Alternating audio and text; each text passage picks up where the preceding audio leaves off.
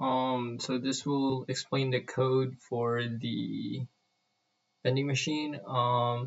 This sets up the pins to the specific input. So this is the dollar input pin 3, 25 cents input pin 2, the selection cycle button for pin 1, and pin 0 confirms the selection. The outputs, so for 0 is LED, for pin 4 is LED 0, or LED that corresponds with 0, and pin 5 is the one that corresponds with LED 1, and then 6 is the change LED, and 7, it makes a noise if it dispenses. So there's the prices.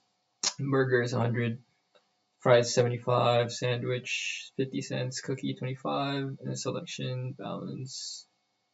And this is the debounce helper. This is responsible for the selection LEDs, so whenever it changes from 1 to 0 or 0 to 1, then it will help update it.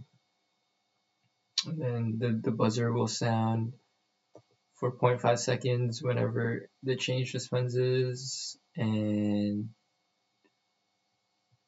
yeah, these are the simulations that we ran, for a couple simulations that we ran.